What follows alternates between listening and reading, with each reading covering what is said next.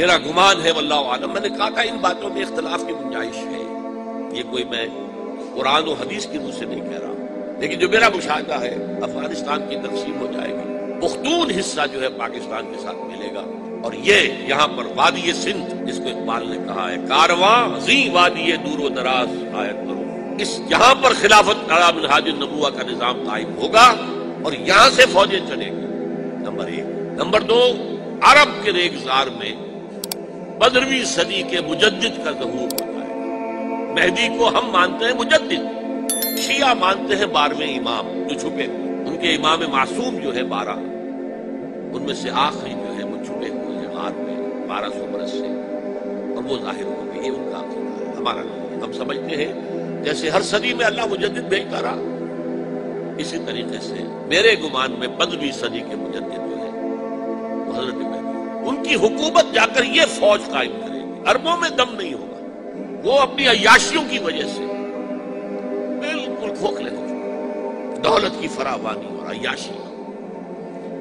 یہ بھی سننے میں آتا ہے دروغ پر گردن راوی کہ اگر کوئی فوجی قافلہ ان کا چل رہا ہوتا ہے تو وہ بجائے ٹرکوں میں بیٹھنے کے وہ اپنی کاروں میں بیٹھ کے ساتھ ساتھ چلتے ہیں. ٹرک خالی چل رہا ہوتا ہے، ٹرک کی سختی جو ہے، سخت سیٹ جو ہے برداشت کرنا ان کی مسئلہ ہوتی ہے. یعطون للمہدی یعنی سلطان اس کی حکومت کو مستحکم. پھر حضرت مہدی کی طرف سے شروع ہوگا معاملہ جہاد، اور یہ سارا جو ملک چھوٹ ہم مسلمانوں کے ہاتھ سے نکل گئے تھے یہ واپس لے. اس میں ایک کوشچن ہے جو میرے ذہن میں بہت عرصے سے تھا، جس کا کہ جواب اب مجھے سوچا ہے. اللہ عالم، یہ ساری باتیں میں کہہ رہا ہوں میرے گمان ہے. کیسے ہوگا کہ اتنی بڑی طاقت ایٹمک پاورز کے مقابلے میں مسلمان دوبارہ میدان میں آ کر اور جیتتے چلے جائیں؟ میرا گمان یہ ہے واللہ عالم، اس پورے معاملے کا سارا جو ہے ارینا جو ہے وہ ہے مڈل ایسٹ، یورپ. اس میں حدیث میں آیا ہے کہ رومی عیسائی 80 جھنڈوں تلے تم پر حملہ کریں گے، اور ہر جھنڈے کے نیچے 12,000 فوج، 10 لاکھ. اور مجھے حال ہی میں معلوم ہوا ہے کہ آج کل جو ایک ڈویژن ہوتا ہے وہ 12,000 کا ہوتا ہے، تو 80 ڈویژنز آرمی آئی. لیکن معلوم ایسا ہوتا ہے کہ روس، چائنا، جاپان اور میرے خیال میں انڈیا یہ نیوٹرل ہے، نمٹ لو آپس میں. ابراہیمی قوموں کا جھگڑا ہے نا کہ فلسطین کس کا ہے، مسلمان کہتے ہیں ہمارا ہے، یہودی کہتے ہیں ہمارا، عیسائی کہتے ہیں ہمارا، تو نمٹ لو، سیٹل یور سکورز. لیکن کوئی ویپنز آف ماس ڈسٹرکشن استعمال نہ ہو. اگر وہ ہوئے تو پھر ہم میدان میں آ جائیں. میرا گمان یہ ہے کہ ویپنز آف ماس ڈسٹرکشن استعمال نہیں کر سکیں گے، اور پھر جنگ کے اندر مسلمانوں کے ساتھ جیتنا ان کے لیے ممکن نہیں. جن کو موت عزیز ہے، منحصر مرنے پہ ہو جس کی امید نہ امیدی اس کی دیکھا جائے، اور وہ مرنے کو تیار نہیں ہے. وہ تو 40,000 فٹ کی بلندی سے نیزی کٹر پھینک سکتے ہیں، نیچے نہیں آئیں گے. اور جب نیچے کچھ اتنے تھے تو جو حشر کیا تھا، تو جو بات کہی تھی رمزفیلڈ نے، ویری ٹینیشیس فائٹرز. یہ افغان والے جو ہیں یہ تو چمٹ جانے والے ہیں، یہ ایسے جنگجو ہیں، ان سے جان چھڑانی مشکل ہے. جن کے لیے موت سب سے بڑی کامیابی ہے. شہادت مطلوب و مقصود مومن نہ مال غنیمت نہ کشور میں شاید مسلمانوں کا مقابلہ کر سکے. یہ ہے میرا گمان واللہ عالم. بہرحال پہلا مرحلہ کسی اجمی ملک میں جو میرے نزدیک پاکستان اور افغانستان پہ مشتمل ہوگا، خلافت کا نظام پہلے آئے گا، پھر یہاں سے فوجیں چلے گی، حضرت مہدی کی حکومت قائم ہوگی. پھر وہ حضرت مہدی جو ہے وہ جہاد کریں گے، قتال کریں گے، اور اس قتال کے آخری مرحلے پر حضرت عیسیٰ علیہ السلام بھی نازل ہو جائیں گے، اور غالباً ان کے ذریعے سے پھر جتنا الیکٹرانک ان کا حساب کتاب ہے وہ ختم ہو جاتا ہے. حضور نے فرمایا ان کی آنکھوں میں ایسی تاثیر ہوگی جہاں پر نگاہ جائے گی یہودی پگھل جائے گا. کوئی بہت بڑا لیزر ہوگا ظاہر بات ہے کہ ان کے یہ ہتھیار جو ہیں ان کا مقابلہ تو مسلمان نہیں کر سکتے، اور نہ ابھی آپ کو 100 برس بھی یہ سوچ سکتے ہیں کہ کوئی مسلمان ملک اتنی ترقی کر سکتا ہے کہ ان کے مقابلے میں پہنچ جائے ان ہتھیاروں کے معاملے۔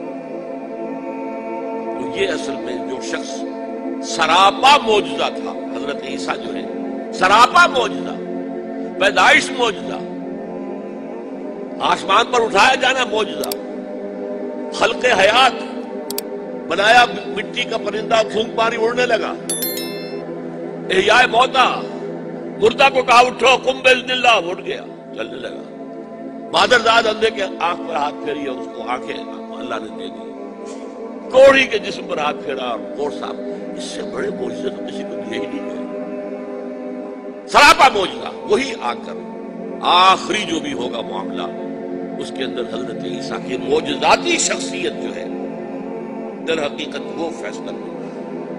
میرے نزدیک یہ ہیں وہ چیزیں جس کی بنا پر میں سمجھتا ہوں کہ حالات جو ہے جدھر جا رہے ہیں، حضرت عیسیٰ کے آنے کے بعد 2 نتیجے نکلیں گے۔ عیسائیوں کا مذہب ختم ہو جائے گا، حدیث میں آیا ہے کہ عیسیٰ آئیں گے، یکسر الصلیب و یقتل الخنزیر، صلیب کو توڑ دیں گے۔ کیا مطلب؟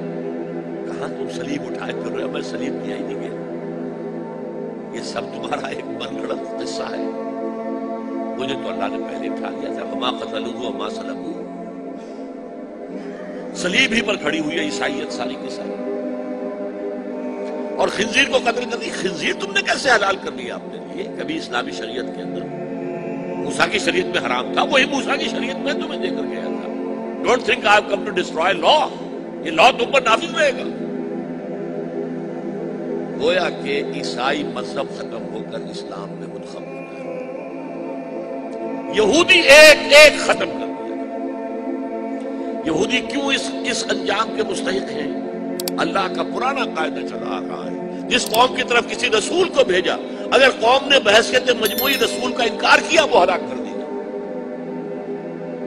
قوم نوح ہلاک ہوئی یا نہیں؟ قوم ہود، عاد ہلاک ہوئی یا نہیں؟ قوم سمود جن کی طرف حضرت صالح بھیجے گئے، قوم شعیب، عمورہ اور صدوم کی بستیاں، آل فرعون، یہودیوں کی طرف حضرت عیسیٰ کو رسول بنا کر بھیجا گیا تھا، انہوں نے رد کر دیا، محمد رسول اللہ کو رد کر دیا صلی اللہ علیہ وسلم۔ یہ اس سزا کے مستحق ہو چکے ہیں، لیکن وہ سزا ان کا رسول ہی ان کو آ کر دے گا، اسی لیے انہیں اٹھا لیا۔ ایک پوز آ گیا ہے، مستحق تو ہو گئے تھے اسی وقت حضرت عیسیٰ کے زمانے میں کہ ہلاک کر دیے جائے، لیکن حضرت عیسیٰ کے زمانے میں حضرت عیسیٰ کو اٹھا لیا اور ان کا معاملہ جو ہے وہ ملتوی کر دیا۔ جیسے کسی کو پھانسی کی سزا تو ہو جائے لیکن ابھی ایگزیکیوشن نہیں ہوئی، ایگزیکیوشن جو ہے وہ ڈیفر ہو گئی۔ یہودی ختم، عیسائیت ختم، اور عیسائی سب مسلمانوں کے ساتھ شامل ہو کر ایک ملت